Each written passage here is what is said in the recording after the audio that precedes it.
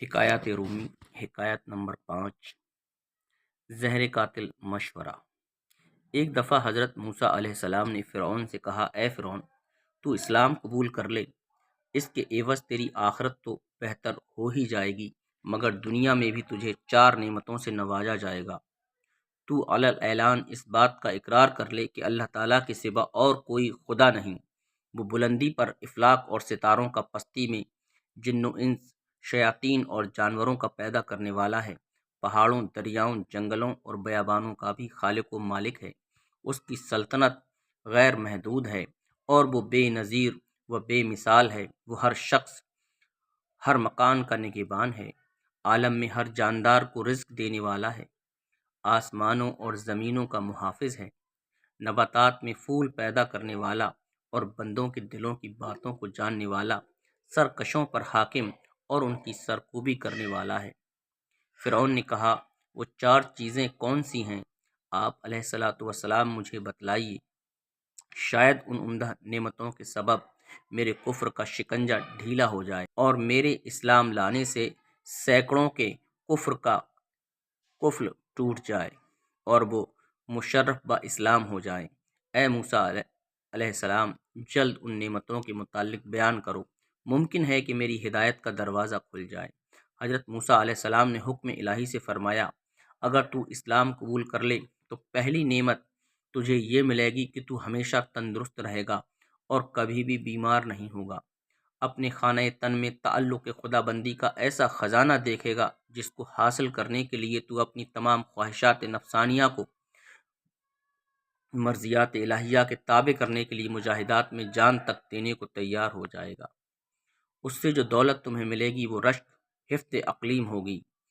خواہشات کے ابر کو پھاڑنے کے بعد مہتاب حقیقی کا نور تاباں مست کر دیتا ہے۔ اے فرعون، جس طرح ایک کیڑے کو ہرا پتا اپنے اندر مشغول کر کے انگور سے محروم کرتا ہے، اسی طرح یہ دنیا حقیر تجھے اپنے اندر مشغول کر کے مولائے حقیقی سے محروم کیے ہوئے ہے، اور تو کیڑے کی طرح لذائذ جسمانیہ میں مصروف ہے۔ تیسری نعمت تجھے یہ عطا ہوگی کہ ابھی تو ایک ملک کا بادشاہ ہے، اسلام لانے کے بعد تجھے 2 ملک عطا ہوں گے۔ یہ ملک تجھے اللہ تعالیٰ سے بغاوت کرنے کی حالت میں ملا ہے، اطاعت کی حالت میں کیا کچھ عطا ہوگا۔ جس کے فضل نے تجھے تیرے ظلم کی حالت میں اس قدر دیا ہے تو اس کی عنایت وفا کی حالت میں کس درجے تک ہوگی۔ اور چوتھی نعمت یہ ملے گی کہ تو ہمیشہ جوان رہے گا اور تیرے بال بھی کالے رہیں گے۔ یہ باتیں سن کر فرعون کا دل بہت متاثر ہوا۔ اس نے حضرت موسیٰ علیہ السلام سے کہا، اچھا، میں اپنی اہلیہ سے مشورہ کر لوں۔ اس کے بعد وہ گھر گیا اور حضرت آسیہ رضی اللہ تعالی عنہا سے اس معاملے میں گفتگو کی۔ حضرت آسیہ رضی اللہ تعالی عنہا کا جواب مولانا روم نے بڑے پیارے انداز میں بیان فرمایا ہے۔ فرعون نے اپنی بیوی آسیہ رضی اللہ تعالی عنہا سے جب یہ ماجرا بیان کیا تو انہوں نے کہا، ارے اس وعدے پر جان قربان کر دے، کھیتی تیار ہے اور نہایت مفید ہے، اب تک جو وقت گزرا ہے سب بے فائدہ گزرا ہے۔ یہ کہہ کر وہ زار و قطار رونے لگیں۔ پھر انہوں نے کہا، تجھے مبارک ہو، آفتاب تیرا تاج ہو گیا۔ حضرت موسیٰ علیہ السلام نے تیری برائیوں کی پردہ پوشی کی اور تجھے دولت باطنی دینا چاہتے ہیں۔ گنجے کا عیب تو معمولی ٹوپی چھپا سکتی ہے، مگر تیرے عیوب کو تو حق تعالیٰ کی رحمت چھپانا چاہتی ہے۔ میری تو رائے یہ ہے کہ تجھے کسی سے مشورہ کرنے کی ضرورت ہی نہیں تھی، تجھے تو اسی مجلس میں فوراً اس دعوت حق کو خوشی خوشی قبول کر لینا چاہیے تھا۔ حضرت موسیٰ علیہ السلام نے جو دعوت تمہیں دی ہے کوئی ایسی ویسی بات تو نہ تھی جس میں تو مشورہ ڈھونڈتا پھر رہا ہے۔ یہ تو ایسی بات تھی کہ سورج جیسی رفیع المرتبت مخلوق کے کان میں پڑتی تو سر کے بل اس کو قبول کرنے کے لیے آسمان سے زمین پر آ جاتا۔ اے فرعون، یہ عنایت تجھ پر خدا کی ایسی ہے جیسے ابلیس پر رحمت ہونے لگے۔ یہ حق تعالیٰ کا معمولی کرم نہیں کہ تجھ جیسے سرکش اور ظالم کو یاد فرما رہا ہے۔ ارے مجھے تو یہ تعجب ہے کہ اس کے کرم کو دیکھ کر خوشی سے تیرا پتا کیوں نہیں پھٹ گیا اور وہ برقرار کیسے رہا۔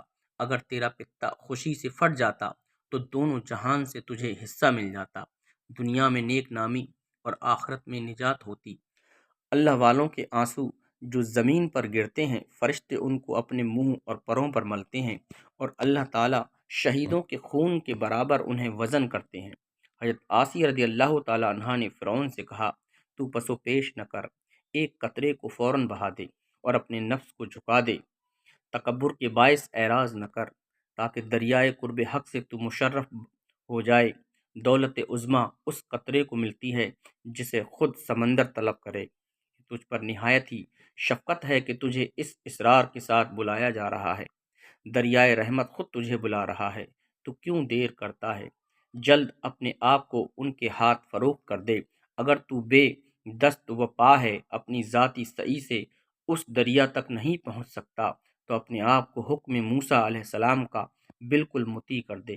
جن انعامات کا تجھ سے وعدہ کیا جا رہا ہے تو ان پر بدگمانی مت کر، انہیں فریب و دھوکہ مت سمجھ، بلکہ ان انعامات کو جلد حاصل کر، تاکہ تو کہیں غلط بینی سے دھوکہ کھا کر برباد نہ ہو جائے۔ اپنی گردن خدا کے سامنے جھکا دے، اس کی بشارت سے خوش ہو جا۔ کب تک سرکشی کرتا رہے گا؟ دیر مت کر، جلد محبوب حقیقی سے مل جا۔ وہ خالق و مالک تجھے تیرے گناہوں پر شرمندہ نہیں کر رہا، تو اس کا شکر ادا کر۔ خدا تجھے اپنے فضل سے اپنے تک رسائی کا راستہ دے رہا ہے، تو دوڑ کر جا۔ دیکھ تو صحیح اے فرعون، اس قدر تیرے کفر عظیم کے باوجود اس کا کرم تجھے کیوں کر قبول کر رہا ہے؟ کیا یہ انعام اور عطائے شاہی قابل قدر نہیں؟ ایسا عجیب بازار کس کے ہاتھ لگتا ہے کہ ایک گل کے عوض گلزار ملتا ہو اور ایک دانے کے عوض 100 درخت ملتے ہوں؟ اس سوز و گداز کے ساتھ حضرت آسیہ رضی اللہ تعالیٰ عنہ نے رغبت دلائی کہ جلد از جلد وہ رجوع اللہ کرے۔ فرعون نے وہی الفاظ پھر سے دہرائے، اچھا ہم اپنے وزیر حامان سے بھی مشورہ کر لیں۔ حضرت آسیہ رضی اللہ تعالی عنہا نے کہا، اس سے بیان نہ کر، وہ اس کا اہل نہیں۔ بھلا اندھی بڑھیا بادشاہی کی قدر کیا جانے؟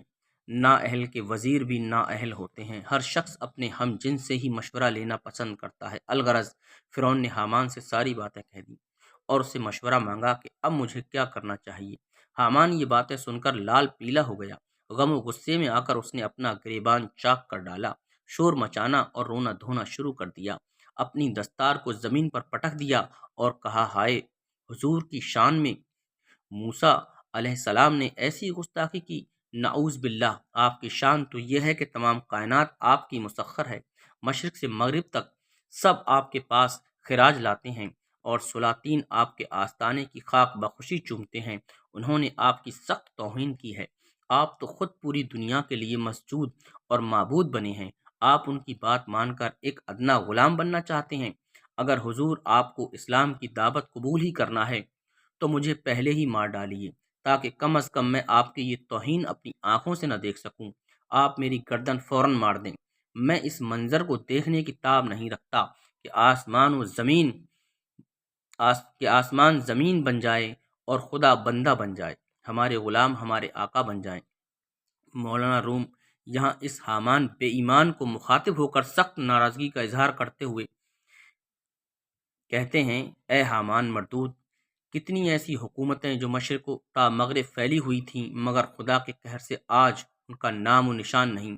جو زہر قاتل مشورہ حامان نے دیا، اس کے بارے میں مولانا اظہار کرتے ہیں، یہ تکبر جو حامان میں تھا زہر قاتل تھا، اور اسی زہر آلود شراب سے حامان بدمست ہو کر احمق ہو گیا تھا، اور اس ملعون کے مشورے سے فرعون نے قبول حق سے انکار کر کے خود کو دائمی رسوائی اور عذاب کے حوالے کر دیا۔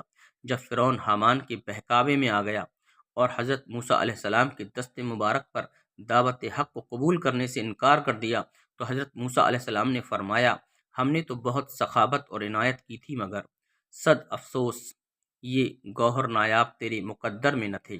درس حیات، جاہل، احمق اور بد کردار سے اچھے مشورے کی توقع ہرگز نہ رکھو۔ اگر عورت بھی صاحب کردار ہے تو اس سے مشورہ کر لو، وہ تمہیں اچھا مشورہ دے گی۔ بے وقوف کی صحبت سے تنہائی بہتر ہے، لیکن تنہائی سے بہتر ہے کہ اچھے لوگوں کی تلاش جاری رکھو۔